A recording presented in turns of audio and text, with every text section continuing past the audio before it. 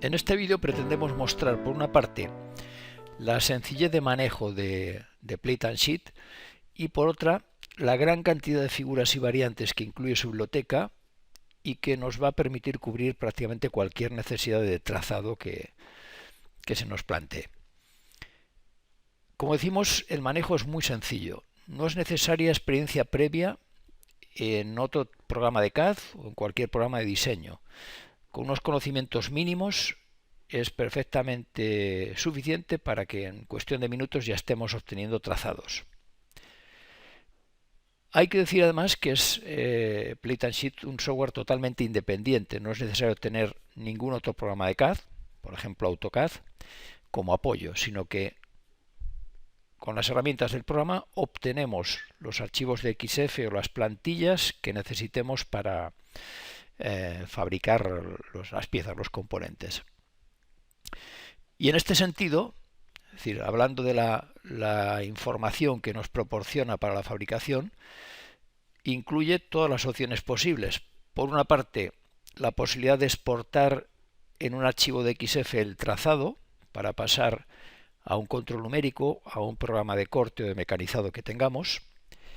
Por otra parte, podemos imprimir plantillas en escala o incluso a escala 1 a 1, sobre todo para poder envolver en el tubo la forma, el contorno del hueco que tengamos que realizar para un injerto.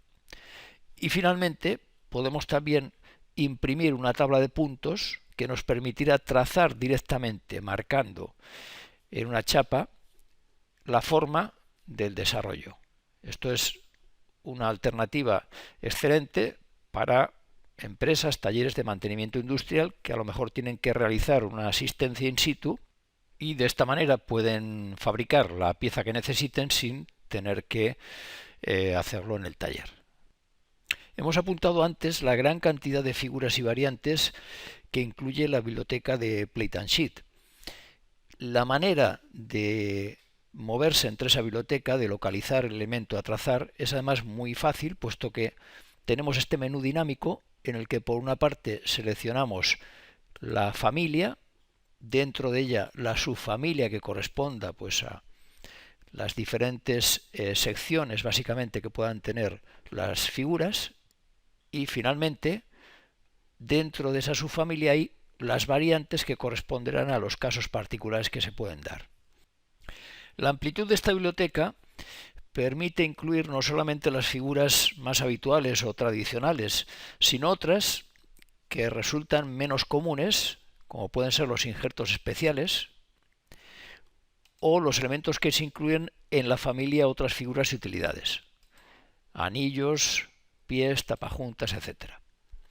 En cualquier caso, la mejor manera de conocer en profundidad cuál es el contenido de esta biblioteca es instalar el programa en modo demo, que es algo gratuito, no tiene coste. El instalador está disponible en nuestra página web y de esa forma se puede verificar todo el contenido de la biblioteca y, como veremos después, incluso obtener en pantalla y verificar cómo queda el trazado.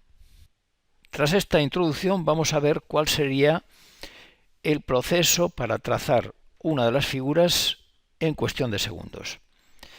Nos situamos primero en la familia transiciones, a continuación en la subfamilia oval a rectángulo, que corresponden a la forma, a la geometría de las secciones que intervienen. Y dentro de esta subfamilia hay dos variantes, la que corresponde a la figura recta o excéntrica. Seguidamente entramos los datos, las dimensiones que se nos solicitan. Puede ser 200 milímetros, 430, las dimensiones de la sección superior,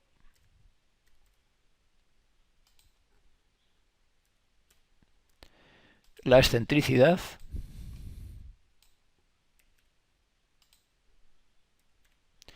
y finalmente el radio de las esquinas. Como se precisan más datos, en este caso las alturas o altura, pues se nos muestra aquí un acceso a esa segunda pantalla en la que se completan las dimensiones. la altura que sea 150. Volvemos a la pantalla previa y finalmente indicamos si estas medidas son interiores, exteriores o por la fibra media y el grosor de chapa, el grosor del material, algo muy importante puesto que influye decisivamente a la hora del cálculo. Tenemos ya en pantalla el resultado. Como vemos, el rectángulo envolvente que nos da una estimación de las dimensiones que tiene esta pieza tiene una anchura de 572,17. Si cambiamos el grosor, automáticamente se ha modificado.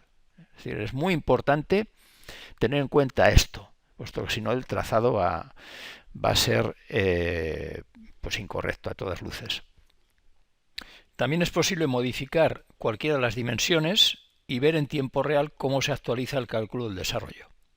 Incluso si cometemos algún error a la hora de introducir una de ellas, por ejemplo, estoy aumentando el valor del lado corto del oval a 268. Evidentemente, el otro lado no puede ser 167, tiene que ser mayor o igual que 268. Bueno, pues en el momento en que solicitemos el cálculo, se nos informa de esa circunstancia. Podemos modificarlo y conseguir así que el resultado sea siempre consistente. Finalmente, para una última comprobación, tenemos 9 vistas predefinidas de la imagen 3D de la pieza, es decir, cómo quedaría una vez realizáramos el plegado. Es otra forma de conseguir que antes de hacer la pieza tengamos ya la seguridad de que todo va a funcionar correctamente.